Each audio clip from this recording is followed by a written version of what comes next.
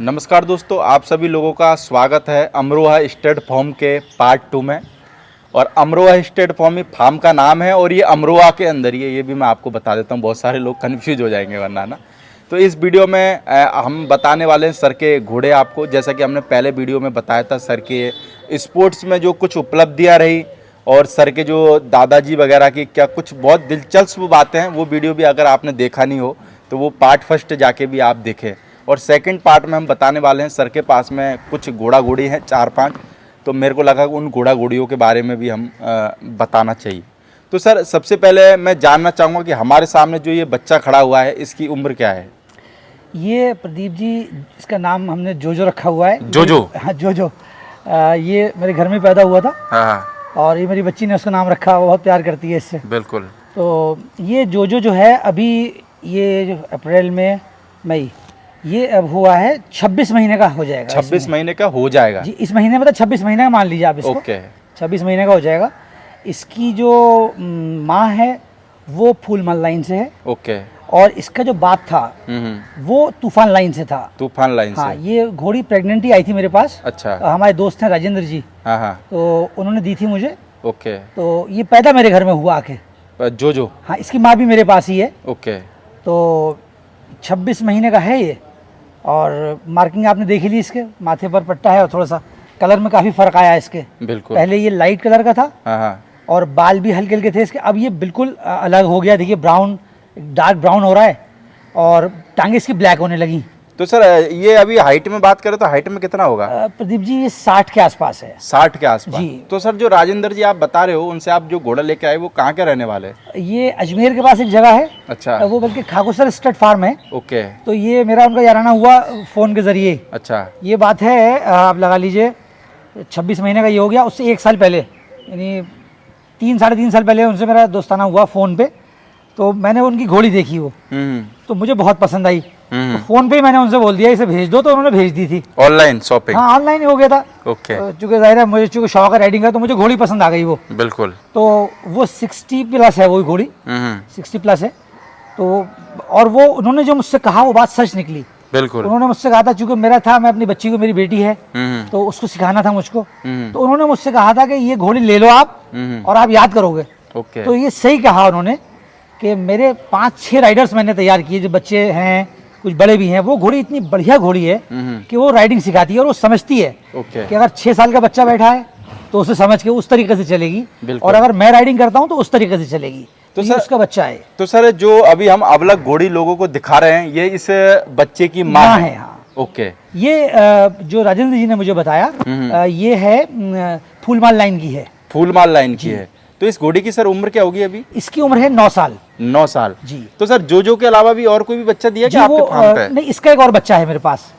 यानी कि अबलग घोड़ी का ही? अबलग घोड़ी का और जोजो के बाद जो हुआ? जोजो के बाद जो हुआ। ओके जी। अब फिर मैंने वो उसको क्रॉस नहीं कराया, मैंने कहा 2 साल का मैं रेस्ट दूंगा इसको। बिल्कुल। क्योंकि मुझे अपने लगता है कि सिर्फ यही नहीं है कि बस घोड़ी है तो आप बच्चे लिए चले जा रहे हैं, उससे उसको स्ट्रेंथ भी चाहिए, फिर प्रोडक्ट भी वैसे ही निकलेगा। चलो बिल्कुल सर, ये बहुत तो अच्छी मैंने सोच है आपकी। अब ये 1 साल, ये समझ लीजिए वो बच्चा अब 14 महीने का हो गया दूसरा। हाँ हाँ। अब वो गैप से है। ओके। और मेरा अपना इरादा ये है, बाकी ऊपर वाले की मर्जी जो होगी, कि जो मेरा व्हाइट वाला बच्चा है ये 1 साल में जवान होगा तो मैं इससे बच्चा लूंगा उसका, अबलग घोड़ी पे? अबलग घोड़ी पे। हाँ। ओके।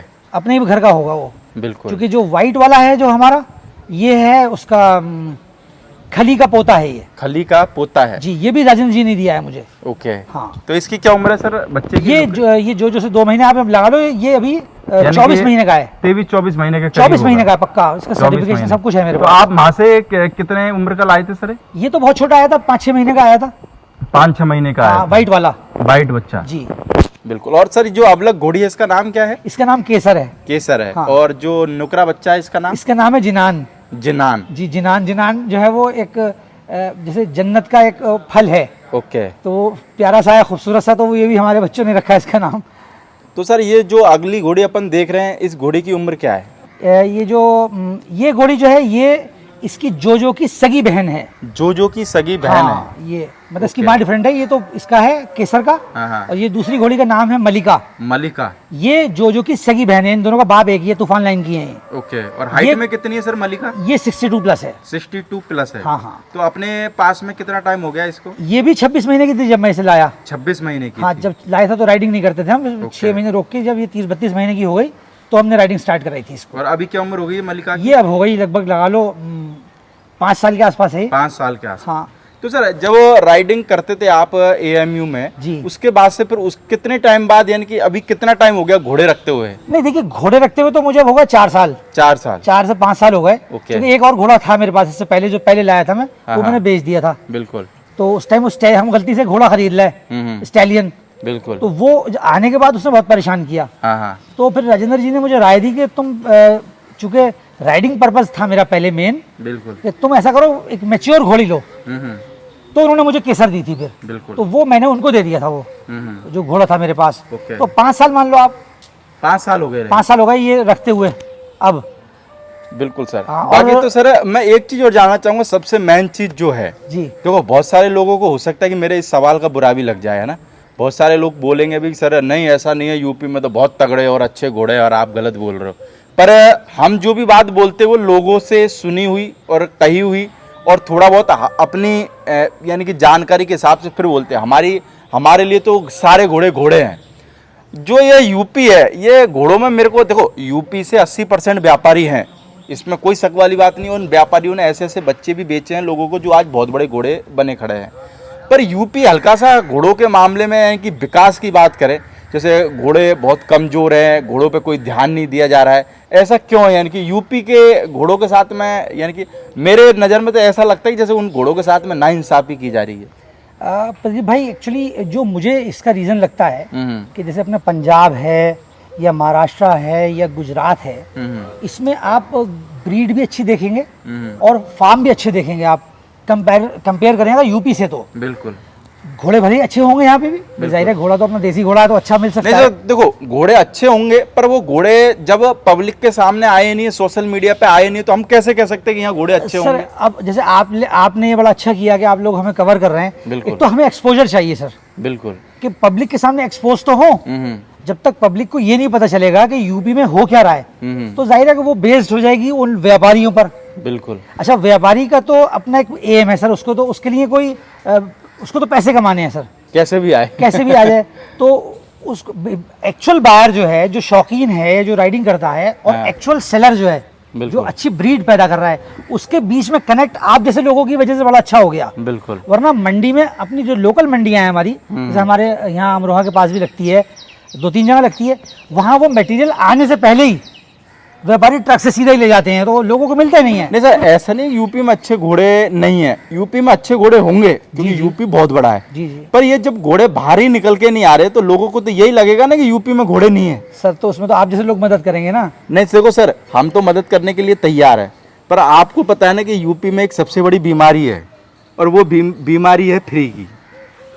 अब वो फ्री वाली चीज का तो आपको भी पता है कि सुलभ शौचालय में भी अगर जाओ कि भाई मेरे को भाई टॉयलेट करना, तो वो भी कह देता कि भाई 5 रुपये लगेंगे। अब सर अगर मान के चलो हम ऑल इंडिया कवर करते हैं और अगर ये सोच ले कि भाई ऑल इंडिया के घोड़े हमको फ्री में दिखाने, तो ये मेरे को लगता है कि मेरी दोनों किडनी बेच दूं ना मैं, तो भी 1 साल के घोड़े नहीं दिखा पाऊंगा। तो अगर सर देखो, और देखो पब्लिसिटी और अगर होती है, और अगर मान के चलो एडवर्टाइजमेंट होता है, उसका दुनिया में हर जगह पैसा लगता है, फ्री कुछ नहीं होता दुनिया में। नहीं सर, ये देखिए खास तरीके से जो ये स्पोर्ट्स राइडिंग का, चाहे ट्रेडिंग हो या स्टड फार्म मेंटेन करना हो या राइडिंग हो, लास्ट तो राइडिंग है ना। बिल्कुल। भाई घोड़ा क्यों आदमी पालेगा, क्यों बेचेगा, तो राइडिंग करेगा बेसिकली। तो बात ये सर, अगर आप दिल्ली जाएं या ग्रेटर नोएडा जाएं जहाँ क्लब्स हैं, तो सर 1000 रुपये घंटा तो बैठा के चलाने का है, मतलब मिनिमम। और वो भी आप ग्रूम होगा या कोई होगा वो चढ़वाएगा आपको, तो 100 रुपये तो आदमी उसको देगा कम से कम। वो सर आप ये चीज इसलिए समझ सकते हो कि आप पिछले 50 सालों से घोड़ा लाइन से जुड़े हुए हो। वो फ्री में कैसे होगा सर? अब जैसे हमारे भी बहुत से दोस्त हैं, तो हम उनको कराते हैं, आते हैं, राइडिंग कर लेते हैं, तो घोड़ा तो 40 मिनट चलेगा ना एक सेशन में। बिल्कुल। तो अगर मान लीजिए हम 40 मिनट उसे चलवा दिया हमने उसको, तो उसको तो वही मेंटेनेंस चाहिए, वही खाने को चाहिए, फिर वो पेड वाला आदमी खड़ा है। तो सर एक्चुअली तो बात ये कॉस्ट पे करनी चाहिए। बिल्कुल। चाहे वो एडवर्टीजमेंट की हो, क्या दाना फ्री मिलेगा कहीं से? कहीं नहीं लेकिन मिले। भूसा भी फ्री नहीं मिल और रहा, नहीं घास सर, भी फ्री नहीं मिल रही। मैं तो ये कहता हूँ, मैं हाँ फ्री में पूरे इंडिया के घोड़े प्रमोट करूंगा, पर मेरी एक शर्त है कि तू भी जब घोड़ा बेचेगा तो फ्री में बेचेगा। तू घोड़ा बेचे पैसों में और मैं तेरे को प्रमोट करूँ फ्री में, ये खाका वो है भाई। नहीं, ये तो इससे बिजनेस चल नहीं पाएगा ना सर। बिजनेस भाई देखिए, जो आप तो बहुत बड़ा काम इसलिए कर रहे हैं कि अगर मान लीजिए जैसे हम ही हैं, भले ही हम अभी स्टेट सर्विसेज हमारी शुरू नहीं हुई मान लीजिए, अब अगर हम आपसे कांटेक्ट ना करते तो हम अपने इलाके में भी नहीं जानते हमें कोई। हमें क्या जानेगा, हम राइडिंग करते हैं तो जो आस पड़ोस के मोहल्ले वाले हैं, दोस्त यार हैं, वही जानते हैं। लेकिन अगर अच्छा प्रोडक्ट देना है या अच्छा प्रोडक्ट लेना है तो सर इंटरमिंगलिंग तो ज़रूरी है। वो सर मैं वही चीज़ कह रहा हूँ ना, वो आप इसलिए समझ सकते हो कि देखो आपका खुद का बिजनेस है, बिल्डिंग लाइन से हो आप, है ना, तो आपको वो चीज़ के बारे में अच्छे से खूबी पता है, क्योंकि आपकी भी बिल्डिंग आप अगर बेचते हो तो उसका भी ऐड कराना पड़ता है ना जोर शोर से। सर घोड़े में अगर पैसा खर्च नहीं कर रहा है तो वो कुछ और पाल ले। क्योंकि सर एक भैंस और गाय भी लेने जाते हैं ना, बिल्कुल, जो अच्छी से अच्छी भैंस है 15 लीटर की 20 लीटर की, वो लाख रुपए की है कुल, उस पे भी आप जो है खर्च करते हैं और प्रमोट करते हैं। और तो घोड़ा तो सर मिनिमम 2.5-3 लाख से स्टार्ट ही हो रहा है। अगर कायदे का बच्चा झूठ भी बोल रहा है कोई कि ये इस लाइन का है तो वो 2.5-3 लाख तो मिनिमम शर्मा रहा है कहते हुए। तो और, जब 2.5-3 लाख और उसमें भी अगर थोड़ा सा ज्यादा झूठ बोल जाए तो 5-6 लाख का बेच देगा। तो मैं मिनिमम की बात कर रहा हूँ। तो इतना पैसा जो आदमी खर्च कर रहा है उसको कम से कम प्रमोशन पे प्रॉपर तरीके से खर्च करना चाहिए सर। और मेरे को लगता है अगर प्रमोशन पे आज भी ऐसे घोड़े खड़े हुए हैं वो खाली प्रमोशन की वजह से ही अंदर दबे हुए हैं। बड़ी अच्छी ब्रीड सर। और बहुत सी बार जैसे लोग हमको कहते हैं कि सर आप तो ना बड़े फार्म वालों की वीडियो बनाते हो, किसानों की बनाओ, तो भाई मैं किसान को कहाँ ढूंढूं? गूगल मैप पे आप एक चीज, आप सर आप देखो घोड़ा लाइन में हो और पढ़े लिखे हो, आप मेरे को एक चीज बताना, आपका जैसे फार्म है, आपके फार्म की लोकेशन उसमें डली हुई होगी गूगल मैप के अंदर, मैं ढूंढ लूंगा। बड़े फार्मों की लोकेशन गूगल मैप के अंदर पड़ी हुई रहती है, मैं वहाँ ढूंढ लूंगा। आप ये बताओ किसान के घोड़े, अब बताओ गूगल मैप में अगर मैं ये डालूं किसान के घोड़े बताओ भाई यूपी में कहाँ कहाँ खड़े, तो गूगल मैप बताएगा क्या? आप बताओ। नहीं सर, यूपी तो इतना बड़ा है कि आप अगर इतनी आबादी होने के बाद भी, चूंकि यूपी डेंस बहुत ज्यादा है महाराष्ट्र के मुकाबले, गुजरात के मुकाबले, इवन पंजाब के मुकाबले डबल टिबल है। इतना डेंस होने के बाद भी सर हमारे इंटीरियर्स में अगर आप चले जाएंगे तो रात में अगर सवारी ना मिले तो आप आ नहीं सकते। और हमारे इंटीरियर में यूपी की बात ऐसे बता देता हूँ, सर भी यूपी से और मैं भी यूपी से, हाथरस से हूँ। हमारे यहाँ पे सड़कों की जो स्थिति है वो इतनी अच्छी है कि अगर आप गाड़ी लेके चले गए एसयूवी गाड़ी, तो ये पता नहीं चलेगा गड्ढे में गाड़ी चला रहे हो या गाड़ी में गड्ढा है। यानी कि ऐसी स्थिति है कि आज भी रोडों की जिसकी हालत, हमारे यहाँ तो बिजली की अभी हालत में तो है सर। वैसे तो सर हमारा जैसे हम भी जो सिटी की टाइप में तो सही है, अच्छी है इंटीरियर्स में सर, जहाँ अच्छे घोड़े हैं यकीन नहीं आता। आप बताऊं कि मैं एक हमारे अतरौली है अलीगढ़ के पास, हमारा सब काम अलीगढ़ में है। अतरौली में एक बार गया अंदर गांव में, तो मतलब ये लग ही नहीं रहा था कि यहाँ आबादी भी होगी।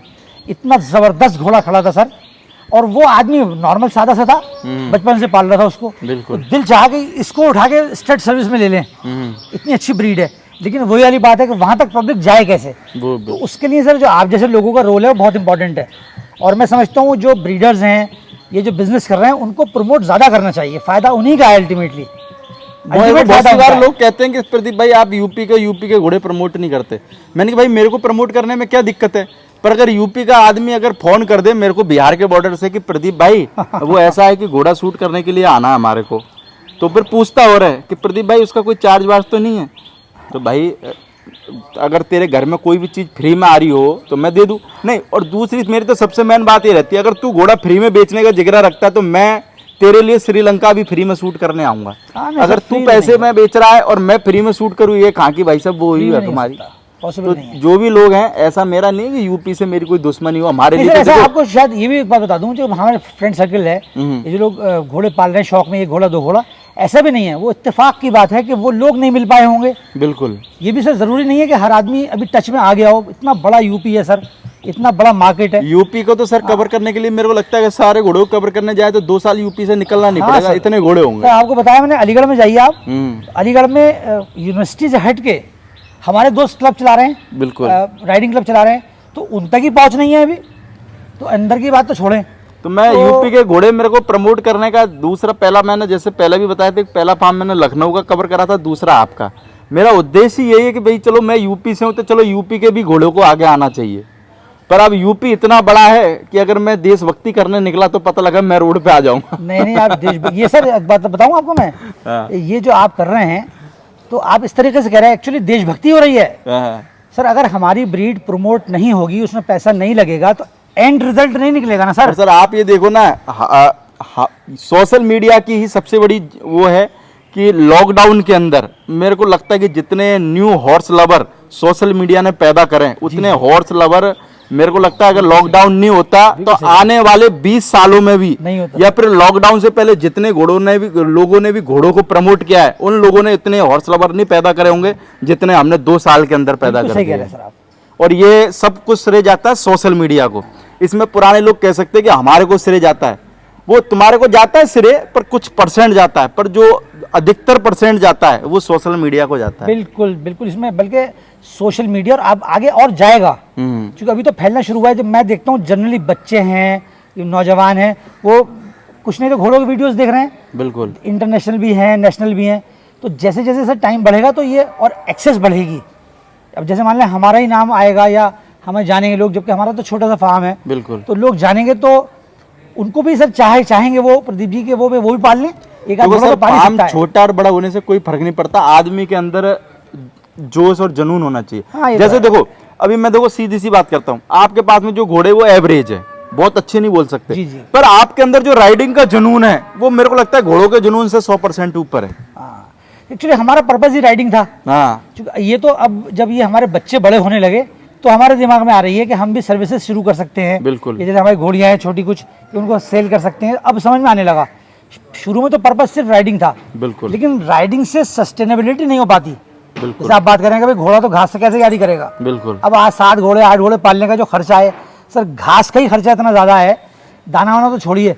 तो उसको सस्टेन करने के लिए चाहे राइडिंग कराएं, बिल्कुल, चाहे उसको बेचें, तो सर पैसा तो चाहिए, उसके बिना नहीं चल पाएगा। तो सर मैं एक चीज और जानना चाहूंगा कि आप जैसे घोड़ा मार्केट में सुनती हो कि यार उसके साथ में फ्रॉड हो गया, उसके साथ में फ्रॉड हो गया। वैसे तो हमारे घोड़े वाले बोलते हैं कि यार ये प्रदीप भाई तो वैसे ही हल्ला करते, घोड़ा मार्केट में कोई फ्रॉड नहीं है। तो मैं सर आपसे जानना चाहूंगा कि आप भी को भी 50-60 साल का अनुभव है, तो घोड़ा मार्केट में इस तरह का कुछ है कि नहीं है? देखिए सर, ऐसा है जो लोग अनअवेयर हैं, हाँ, जो सिर्फ वीडियो देखा उसने और घोड़ा खरीदने चल दिया, यानी जोश में आ गया, जोश में आया हाँ, वो घोड़ा खरीदने चल दिया, तो उसके पास बेचारे के कोई चेक करने का सर, काउंटर चेक करने का साधन नहीं है। यानी ऐसे बोले कि कोई थर्मामीटर नहीं है, थर्मामीटर नहीं है, और वो सर दूसरे की बात पे यकीन करे, उससे अच्छा ट्रेडर पे यकीन कर लेता है। हाँ, वहां उसका अपना ईमान धर्म आता है, हाँ, बेचने वाले का कुछ तो ईमान धर्म होगा उसका, बेचने वाला ईमान धर्म अपना इसमें दिखाता नहीं, वो दिखाता नहीं है।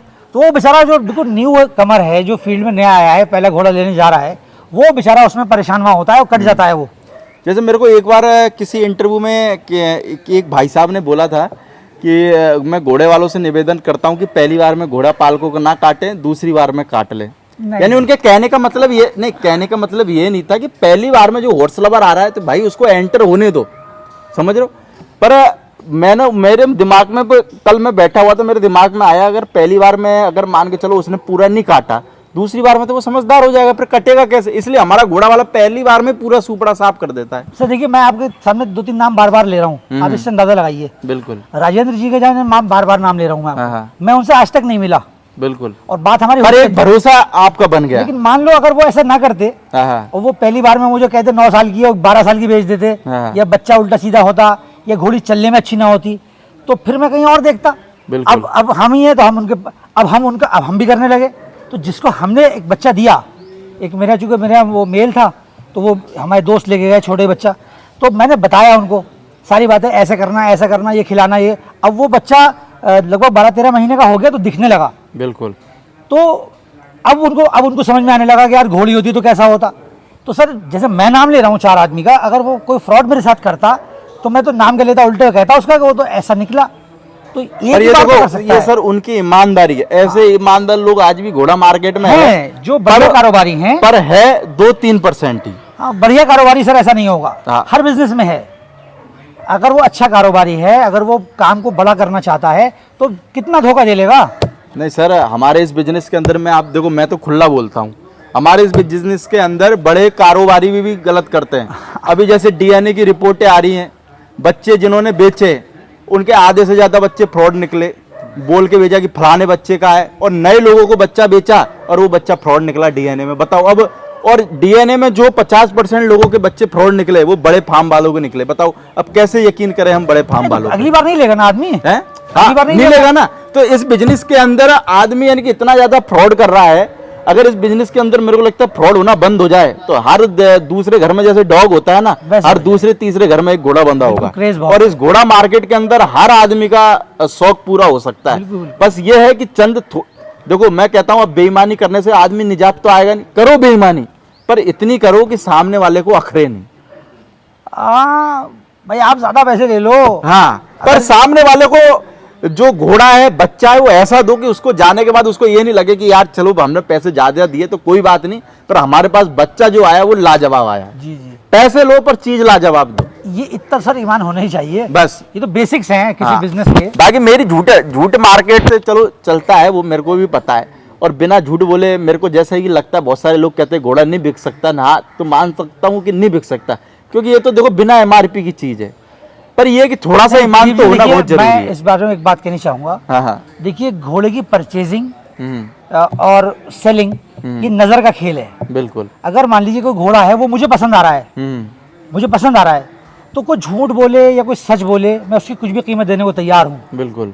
और मान लीजिए कोई बता रहा है कि ये घोड़ा साहब फला चैंपियन का घोड़ा है, मगर मुझे समझ में नहीं आ रहा, मतलब उसकी शेप है या नहीं आ रहा, तो नहीं आ रहा, समझ नहीं आ रहा, तो ये तो नजर की बात है सर। तो इसमें झूठ बोल के मिलेगा क्या, ये कुछ पैसे कमा लेगा? बस इसमें ये है कि जो हमारे पुराने जो लोग हैं उनको भी थोड़ा सा ये होना चाहिए कि भैया हम लोगों का शौक बढ़ाएं, शौक बढ़ेगा तो आपके ही घोड़े बिकने वाले हैं, और नए लोगों को ये कि थोड़ा सावधानी से ले। लेकिन आप जैसे लोग जो इतना खुल के बोल रहे हैं और इस तरीके से कह रहे हैं, तो जीना हराम भी हो सकता है उन लोगों का जो फ्रॉड कर रहे हैं। सर देखो अपना तो सीधा सा हिसाब, अगर मेरे पास में अगर आप आ जाओ, जैसे मान के चलो एग्जाम्पल के तौर पर आप आए, मैं ये खुला पूरे वीडियो के अंदर बोल रहा हूँ, इसका मैं कोई चार्ज नहीं लूंगा ऑल ओवर हिंदुस्तान के अंदर।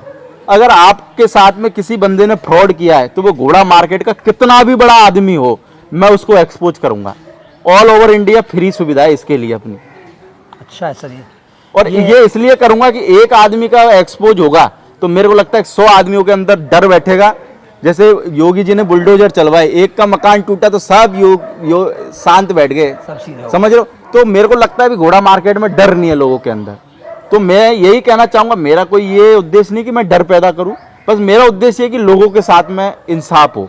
जब मैं देखता हूं सर लोगों के, बहुत सारे लोगों के फोन आते हैं कि प्रदीप भाई मैंने अपने बच्चों की रोजी रोटी से कमा के और घोड़ा लिया, उस बंदे का दुख सुनता हूं सर मेरे को बड़ा दिल दुखी होता है कि यार इस बंदे के साथ में गलत नहीं करना चाहिए था।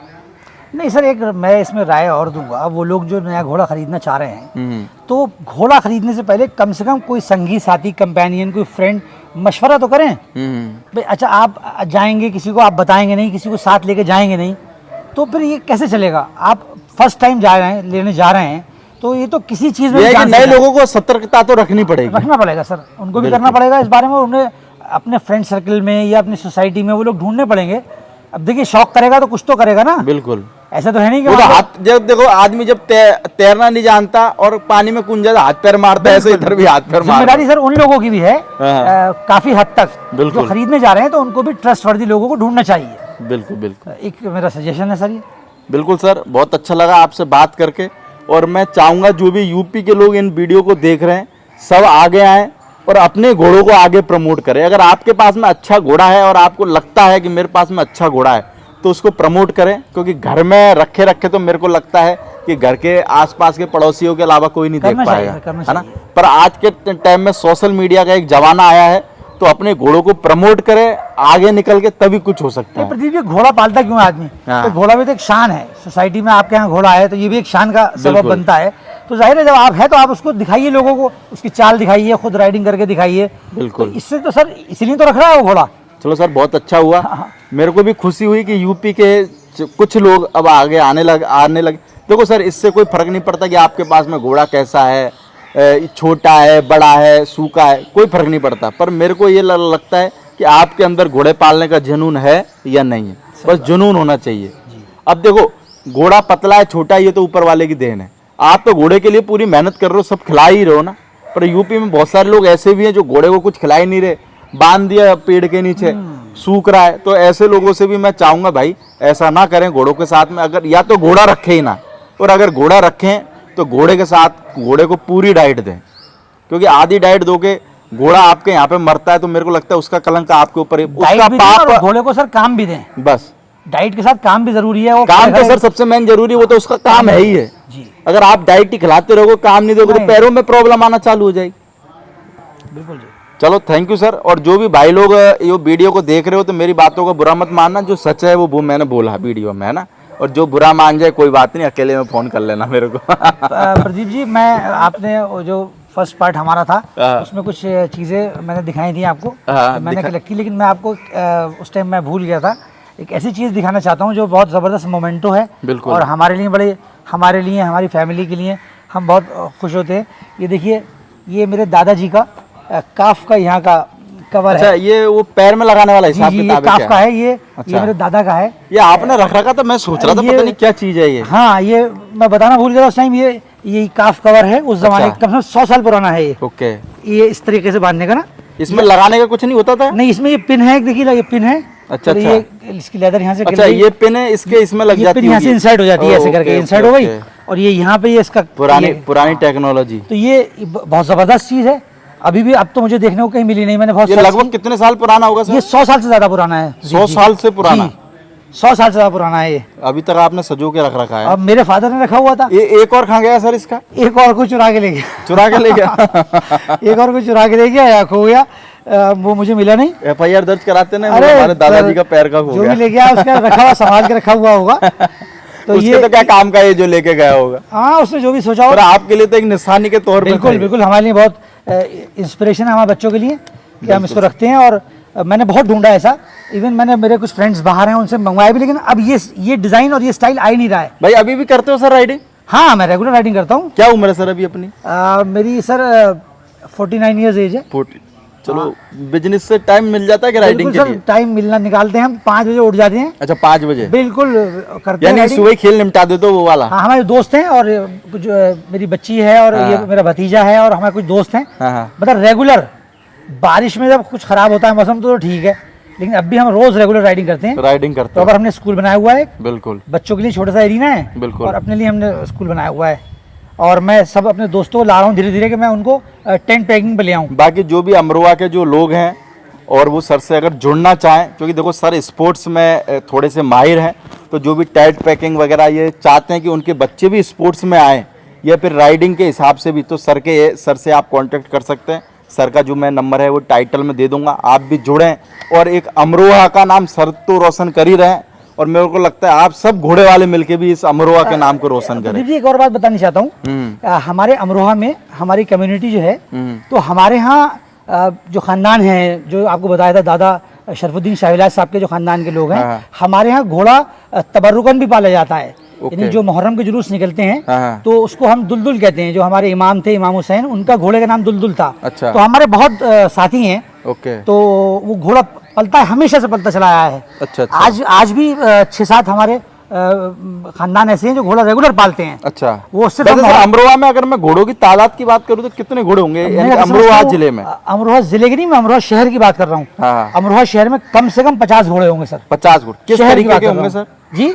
किस तरीके के होंगे वो? उसमें ज्यादातर तो ये नुकरे हैं, नुकरे जो मुहर्रम के पर्पज से हैं। अच्छा। जो हम लोग मुहर्रम में निकालते हैं। शादी बारात में भी काम आ जाते हैं सर? नहीं सर, हम लोग शादी बारात में नहीं निकालते। शादी बारात हम मुहर्रम के 10 दिन होते हैं। अच्छा। वो कुछ घोड़े तो ऐसे हैं सिर्फ साल में 1 दिन के लिए पलता है वो। अच्छा। हाँ, मेरा भांजा पालता है और भी लोग हैं, वो सिर्फ 1 दिन के लिए घोड़ा पालते हैं। अच्छा। साल भर सेवा होती है उसकी, वो सिर्फ 1 दिन, और उस घोड़े पे हम लोग सवारी भी नहीं करते। अच्छा। वो इमाम हुसैन को हम समर्पित कर देते हैं। ओके। तो उस घोड़े पे हम सवारी भी नहीं करते, वो सिर्फ मुहर्रम में निकलता है। बिल्कुल। और कुछ और लोग भी हैं जिनके यहाँ अच्छी ब्रीड के घोड़े हैं अमरोहा में, जो पाल रहे हैं। बिल्कुल।